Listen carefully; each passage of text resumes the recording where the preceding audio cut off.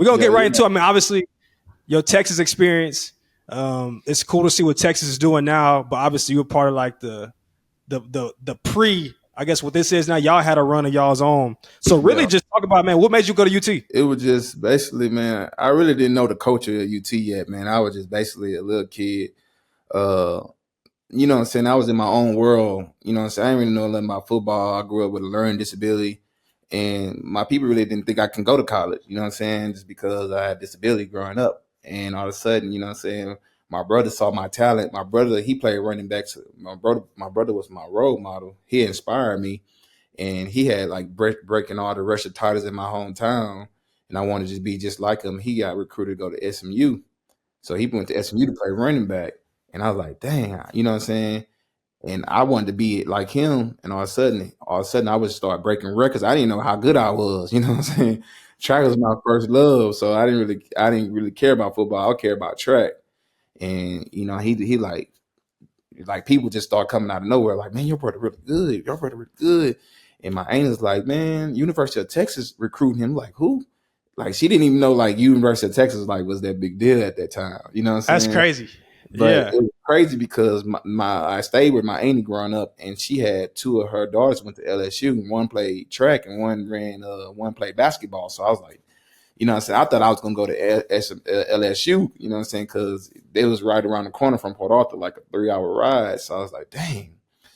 And all of a sudden, man, I just got in that little. I started getting involved in looking at Texas more. And I saw that year, that's when Vince Young started coming around, as they had Cedric Benson, you know what I'm saying? I started looking at the uniform was wearing all white with the orange on top of the helmet, you know what I'm saying? And back then, they had the video games back then, you know what I'm saying? College football back then when I was growing up. So I was used to play with college. I got caught into it when I didn't really know about, you know, if I can make it to the next step, because I had that learning disability. Yeah, bro. How was it like? What was it like overcoming that? Obviously, a big part of your story. Oh, man, it was basically, man, you know what I'm saying, people giving up on you, people not believing in you. And, you know what I'm saying, I struggled with it growing up because, you know what I'm saying, that was a big part of my life. And people was calling me stupid and dumb. You can't read, you can't write, you don't know how to do math. And it was just, you know what I'm saying, something that I would have to overcome, not letting people get into my voice, not letting people get in my head. One thing about me is once I go for something, you can't tell me nothing. You, like, if the wall in front of me, you can't tell me nothing. You tell me I can't do it. When somebody said you can't. And then always, when I hear that noise in my ear, I always go hard and prove people wrong.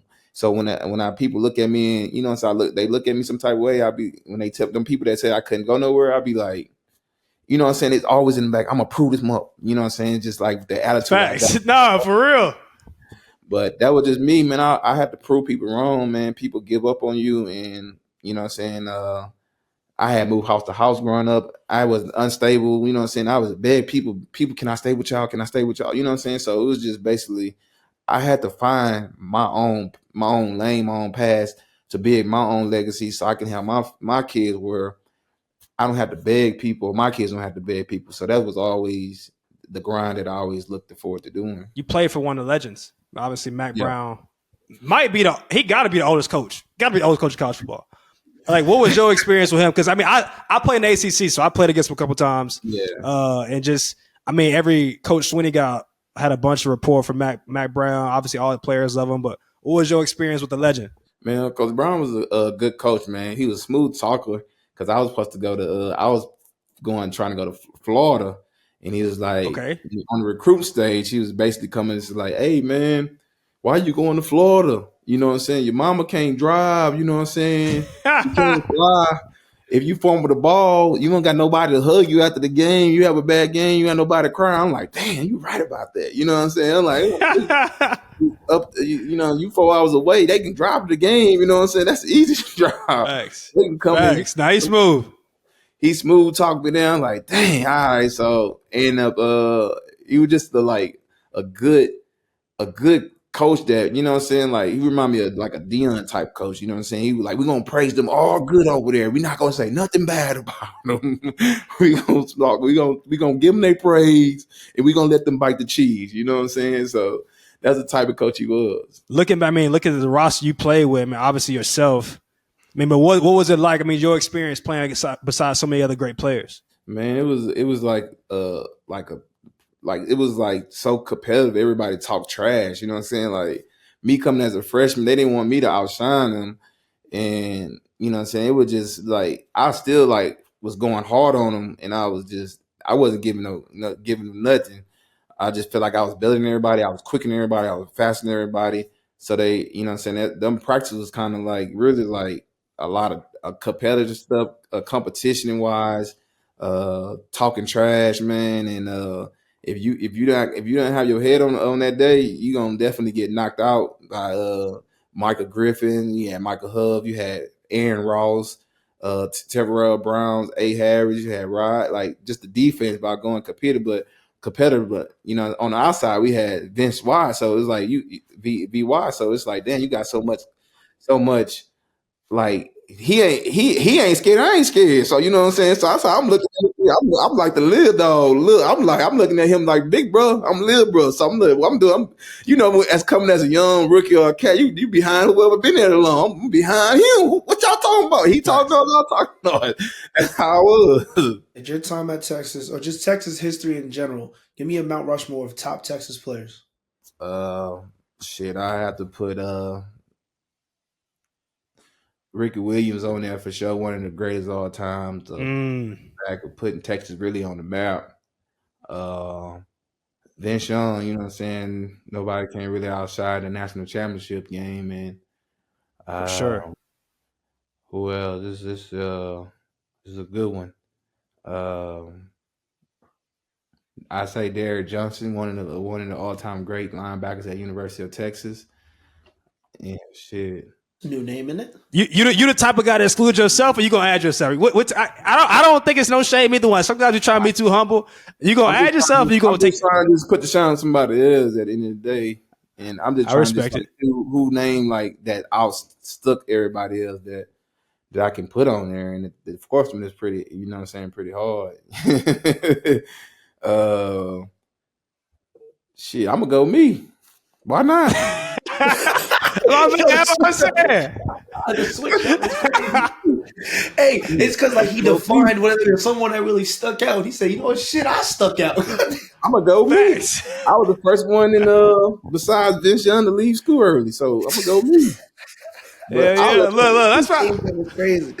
The change was crazy. I left as a true freshman, a true junior. He left as the red shirt, so I'm gonna go me, man. I'm the first one. No, I salute it, bro. The switch up was crazy. He gave us the whole high character speech, and then switch it up. Look, you a real one. You a real one. Oh man, the whole somber music just disappeared. I'm gonna go me. Right. Look, I respect it. You got to. Got to. All right, you gave us all positions. Now, I mean, obviously, I don't think y'all RBU, but y'all got a great running back history. Who would you put as like your Mount Rushmore for running backs? And you could give an order if you want to give an order. Nobody would be opposed to either. But if you can give me your 4 running backs all time. I don't want a Mount Rushmore, man. Give me a 3-headed monster. Mount Rushmore's too much. Give me 3. I mean, you got Ricky, elusive, power, stiff arm. I can't give you Earl. They do basically him and Earl do the same, and Sad do the same. So that's fair. That's fair. I like how you defeated. Okay, 1. I had to put me in there, and you know what I'm saying, the way you knew 2 was locked. You knew that was locked. Yeah, 2 was locked, and I had to go. I like Freeman, but it just that I had to just go Bijan. Just the way the running back, just the way I like Bijan because basically Freeman and Earl and Said they all that Paul was still on Ricky Williams. They all in that same area, so I had to put some elusive and quick twitch in there. Okay, a little old school, new school. I like it. No, I like that. Look. I like you paying homage to the young guys. Obviously, he ain't been out of school but a couple years, but man, Bijan's career at Texas was, I mean, for my generation, was insane. Oh yeah, he was one of the ones. Yeah, he did his thing at UT, man. I think we got like 4 Doug Walker running back awards with him, Freeman, Cedric Benson, and Ricky Williams. I think Earl probably 5, probably. Facts. It's a lot of running back history. That's a lot of running back history right there.